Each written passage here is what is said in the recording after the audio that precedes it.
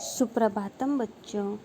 कर्णिका संस्कृत व्याकरण तथा रचना class 8 chapter 7।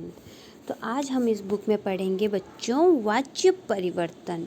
वाच्य परिवर्तन होते क्या है बच्चों?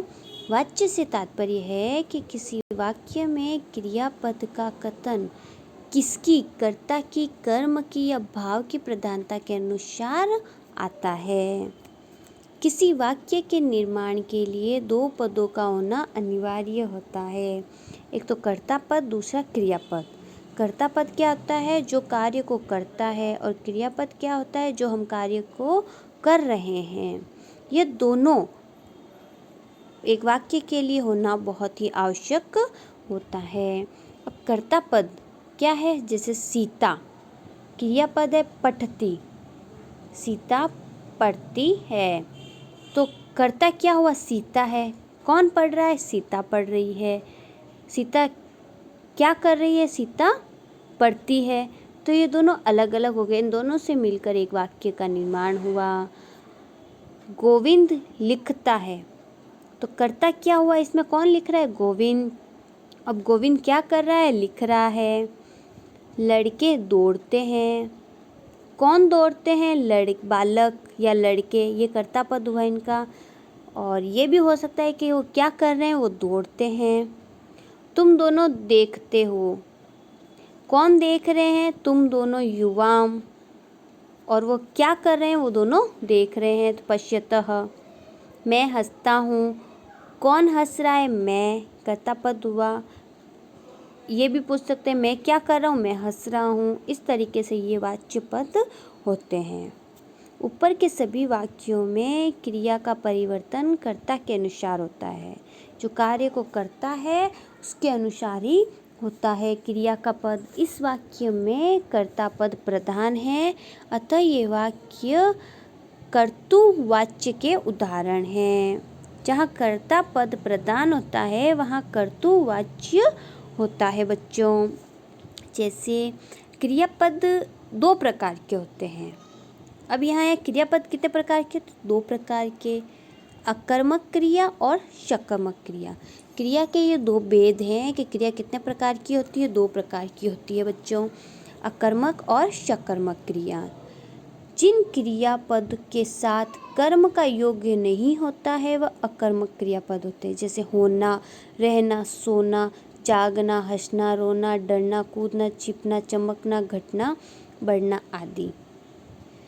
और जिन क्रियापद के साथ कर्म का योग होता है वे सकर्मक क्रियापद होते हैं। खाना, पीना, देना, लिखना, सुनना, पढ़ना, जानना, सोचना, बोलना, खींचना, काटना आदि।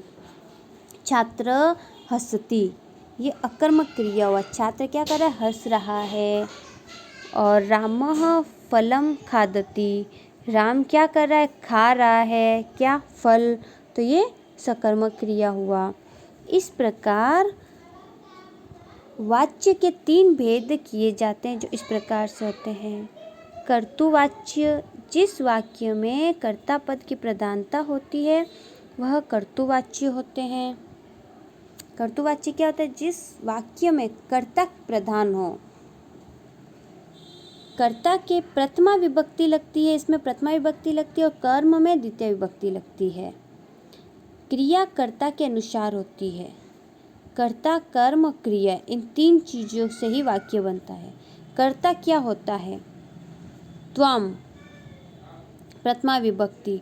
कर्म क्या होती है? पुस्तकम, तृतीया विभक्ति। क्रिया क्या होता है? पठसी, जो पढ़ रहा है। तो क्रिया त्वम के अनुसार मध्यम पुरुष एक वचन की जाती है। फिर है वयम पत्रम लिखामः, प्रथमा विभक्ति, द्वितीय विभक्ति। क्रिया वय के अनुसार उत्तम पुरुष वचन बहुवचन के अनुसार होता है। दूसरा आता है कर्मवाच्य। कर्मवाच्य क्या होता है? कर्मवाच्य के वाक्य में कर्म पद की प्रधानता होती है। कर्ता में तृतीया विभक्ति, कर्म में प्रथमा विभक्ति और क्रिया कर्म के अनुसार होती है। मूल धातु के साथ यक या य जोड़कर आत्मनेपदी धातु सेव आदि के समान रूप चलते हैं। कैसे? जैसे कर्ता कर्म और क्रिया 3 रूप चलते हैं। रामेण पत्रम लिखते। रामेण क्या हुआ? कर्ता। कर्म क्या है? पत्र। क्रिया क्या हुई? लिखना। तो रामेण तृतीया विभक्ति हुई, पत्रम प्रथमा विभक्ति हुई और लिख्यते लिख प्लस य लिख्य यक जोड़कर इसका य बन गया। तो क्रिया का परिवर्तन कर्म के अनुसार हो गया। तेन वेदः पठ्यते। तेन तृतीया विभक्ति हुई, वेदः प्रथमा विभक्ति हुई, पठ्यते पठ प्लस य को सेव के समान रूप क्रिया का परिवर्तन करके वेद के अनुसार लिखा गया। पठ्यते। मया दूरदर्शनम दृश्यते, त्वया गीता पठ्यते। इस प्रकार